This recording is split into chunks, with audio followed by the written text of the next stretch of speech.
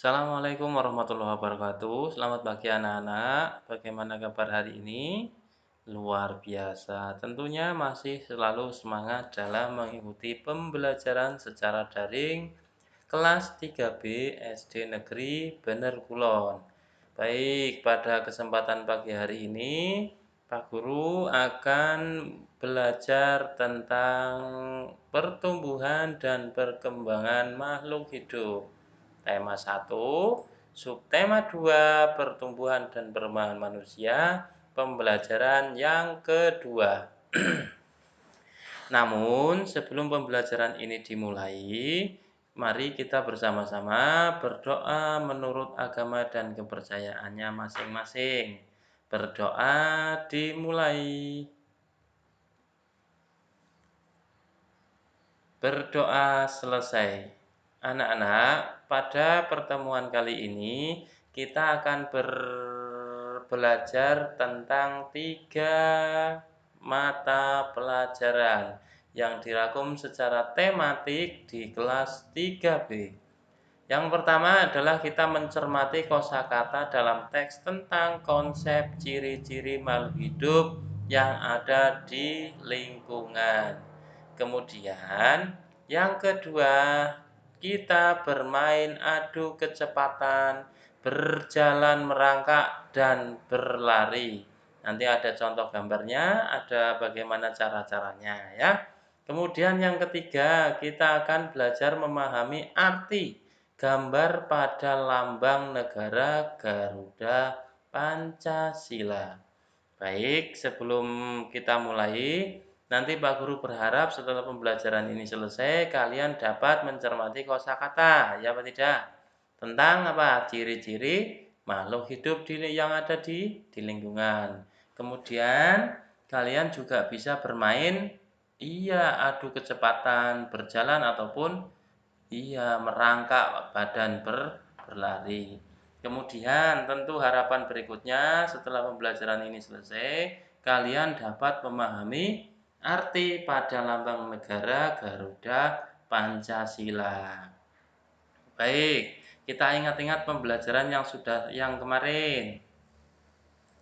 Pada pembelajaran yang pertama kemarin adalah wawancara. Masih ingatkah kalian tentang tugas wawancara kepada orang tua? Kemarin kan ada si Udin bertumbuh, iya, yang tadinya bayi menjadi anak-anak. Nah, apakah kamu mengalami pertumbuhan dan perkembangan seperti Udin? Coba kalian mencari tahu dari orang tuamu tentang pertumbuhan dan perkembanganmu dari sejak lahir sampai saat ini. Nah, ini nanti ya.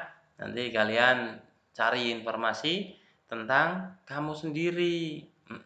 Dari yang kamu lahir sampai kamu bisa seperti saat ini. Nah, kemudian informasi apa yang dapat kamu tanyakan tentang pertumbuhan dan perkembangan? Misalnya, berat badan, tinggi badan saat lahir. Mak, biyen pas aku lahir, aku abote pira sih, Mak? Dhuwure pira? Nah, seperti itu kira-kira. Kemudian, selain itu, kamu juga dapat mencari informasi mengenai kemampuanmu dalam merangkak dan berjalan. Jadi, dulu pada waktu kalian belum bisa berjalan, itu kamu harus mencari informasi kepada mungkin orang tuamu, bapakmu atau ibumu, bagaimana sih keadaan kamu pada saat kamu mulai merangkak dan kemudian berjalan. Begitu ya. Bisa ya anak-anak? Iya, kemudian berikutnya kamu ya, ini yang tadinya merangkak, terus kemudian berlari. Apakah kamu mendapat informasi kapan kamu mulai bisa merangkak dan berlari? Setelah nanti kamu wawancara dengan orang tuamu, terutama ibumu ya. Ibumu, kamu nanti tanyakan, apakah Apakah kamu mendapatkan kapan kamu mulai bisa berjalan, bisa merangkak dan berjalan ya? Kira-kira pada umur berapa sih kamu merangkak? Kira-kira pada umur berapa sih kamu berjalan? Nah, itu nanti bisa kalian tanyakan sama orang tuamu sendiri. Ini kan merangkak dulu. Iya, si Sigit si Ananta ini kan dulu merangkak dulu sebelum bisa berlari seperti sekarang. Nah, kira-kira nanti kamu tanyakan sama orang tuamu, kapan kamu bisa mulai merangkak. Nah, atau berjalan. Baik. Nah, sekarang kita adakan lomba. Lombanya bagaimana? Nah, ya adu kecepatan, banter-banteran. Caranya bagaimana? Kalian jalannya secara merangkak. Merangkak apa sih? Merangkak dari tadi Pak Guru bilang merangkak, merangkak, merangkak. Merangkak itu apa sih? Berangkang. Cara bahasa benar kulonya itu adalah berangkang. Nah, ayo berlomba adu kecepatan berjalan merangkak dan berlari dengan teman-temanmu. Misalkan di teras rumah yang sedang kalian belajar bersama. Itu satu kelompok ada berapa anak? Misalkan ada 3 anak ya kalian bikin pakai kapur. Di teras atau di eper. Kalau tidak tahu teras ya di eper lah. Pakai 3 kalau sudah epernya sudah ada tehelnya atau jubin atau keramik itu kan kepenak. Gampang ya. Tinggal kamu berada di larikan pertama, larikan kedua, larikan ketiga dan seterusnya. Nah, dibuat garis start, garis mulai, kemudian dibuat garis finish. Nah, nanti orang tuamu yang mendampingi kamu belajar itu sebagai wasit. Gantinya Pak Guru. Kalau pada jam pelajaran, biasanya jam pelajaran olahraga. Pada waktu di lapangan dulu ya, pada saat kita belum pandemi. Di lapangan ada start, ada finish. Nah, nanti berjalan secara merangkak, galapan. Siapa yang merangkaknya paling cepat, dia yang paling menang. Nah, ya apa tidak? Nah, bagaimana sih langkah-langkah kegiatan seperti itu? Nah, yaitu seperti tadi yang Pak Guru jelaskan. Nah, oke ya, bisa ya. Bisa ya. Ini langkah-langkahnya 1, 2, 3, 4. Nah, kemudian berlari. Bisa apa tidak berlari? Ya bisa. Tidak harus merangkak. Berlari ataupun bagaimana ataupun kamu secara berkelompok 1, 2, 3 mulai. Nah, siapa yang paling cepat dia yang menang. Nah, tadi selain tinggi badan dan berat badan, setiap orang juga memiliki kekuatan yang berbeda. Misalkan kekuatannya Sigit dengan kekuatannya Ananta itu kan berbeda. Sigit bisa njunjung kursi karo bangku. Kursi karo meja sekaligus. Tetapi Ananta tidak. Ananta hanya bisa iya, menjunjung mejane tok, ning ditambahi kursi tidak kuat. Nah, itu kan kemampuan atau kekuatan yang berbeda. Nah, kekuatan juga dipengaruhi oleh beberapa faktor. Misalnya, perbedaan pertumbuhan tulang dan otot. Nah, yang kalau seperti Sigit misalkan pertumbuhan tulangnya kan cepat besar, berarti otomatis ototnya harus mengimbangi, semakin kuat. Seperti Ananta misalkan, Ananta kan masih kecil. Nah, pertumbuhan tulangnya tidak seperti Sigit. Iya. Nah, itu berarti kan kekuatannya juga berbeda, berlainan dengan Sigit. Sigit kuat njunjung meja karo bangku sekaligus, namun Ananta tidak, hanya kuat menjunjung mejanya saja. Nah, itu kekuatan juga dipengaruhi oleh beberapa faktor. Iya, di sini contohnya pada perbedaan pertumbuhan tulang dan otot. Nah, semua perbedaan itu merupakan anugerah dari Tuhan. Iya, dan kita wajib mensyukurinya. Iya, perbedaan kita harus syukuri. Itu anugerah dari Tuhan. Ya wong Sigit dilahirkan seperti itu, diberikan kemampuan oleh Tuhan seperti itu, ya disyukuri. Nah, Ananta hanya diberi apa? Iya, heeh, hanya kuat njunjung satu meja tok. Bersyukur apa tidak? Ya harus kita syukuri, wajib itu ya. Nah, berikutnya menghargai perbedaan. Ya apa tidak? Perubahan tinggi dan berat badan manusia itu berbeda-beda. Nah, seperti tadi Sigit dan Ananta juga berbeda. Nah, kekuatan manusia juga berbeda-beda. Perubahan tinggi dan berat badan serta kekuatan itu adalah contoh pertumbuhan dan perkembangan manusia. Perkembangan, kamu berkembang. Yang tadinya tidak kuat, sekarang menjadi kuat. Yang tadinya pulang sekolah jam 10 pagi, sekarang pulang sekolah jam 11 atau jam 12 kalau seperti biasa. Tapi karena kita masih seperti ini, jadi kita belajarnya hanya jam 8 sampai jam 10. Itu menghargai perbedaan. Paham ya?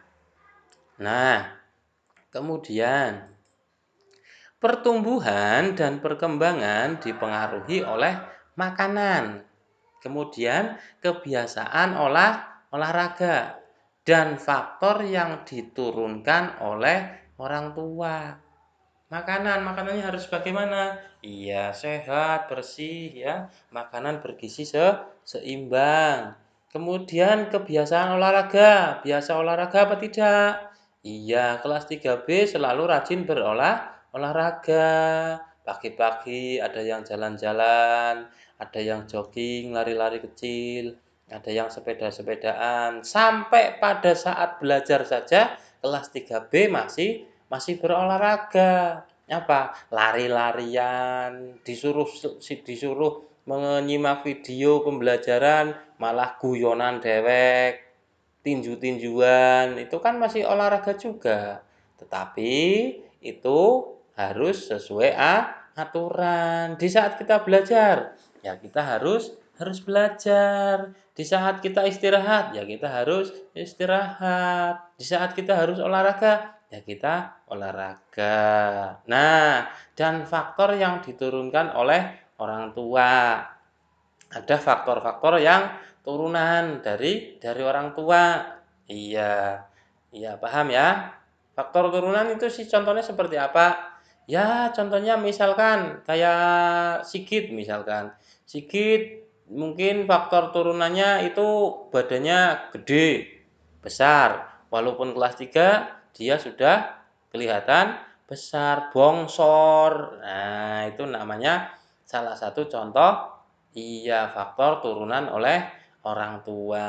Kemudian, Tuhan menciptakan berbagai macam makhluk hidup itu berbeda-beda.